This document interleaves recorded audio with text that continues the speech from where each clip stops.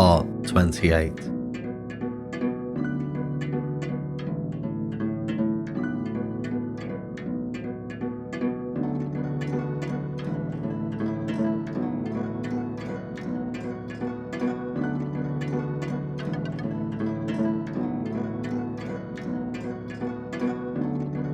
Before we get into the video, I want to highlight something to you. In this movement, like all the rest, we're doing this on soft grass and for a good reason, and that is to avoid unwanted things happening.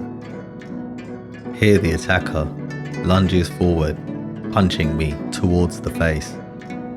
I catch the outer arm like this as I step to the side.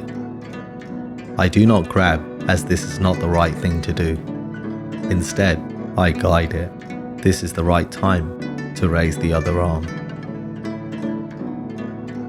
I step back with my right foot, allowing my other arm to be placed here. As I turn my body here, it makes him unsteady. Notice my foot movement. It should be placed depending on where you want the attacker placed. Doing it this way will avoid you twisting your knee, which at speed will cause a very painful injury to yourself.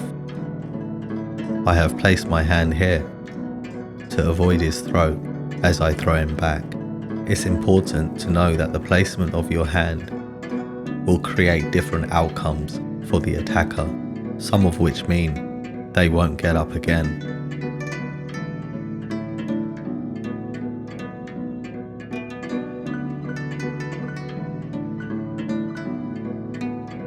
Here I'm especially careful, doing it slowly, and it's like falling on a pillow due to the soft grass.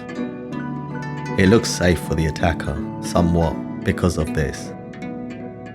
This is not safe for the attacker in any way, because when we consider the surfaces we most use and the environment around us, you'll find most places we go are hard and uneven. This will amplify the risk to the attacker, so it's always good to be mindful of such outcomes.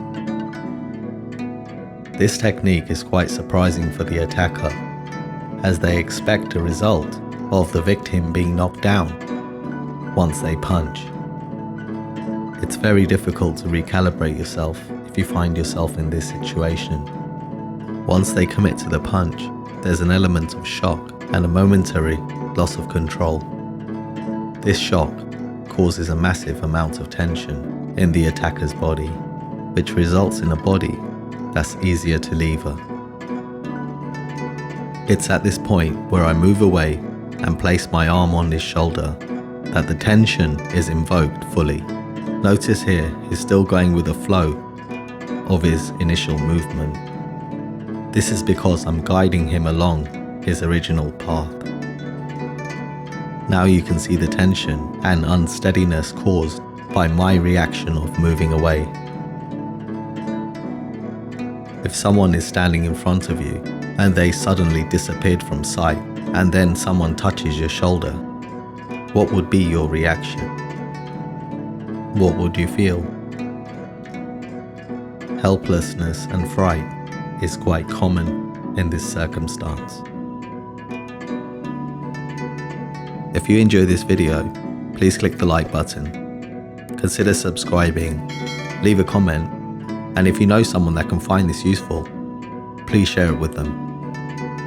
Until next time, commitment along the right path allows us to better ourselves, which leads to controlling the outcome of our lives.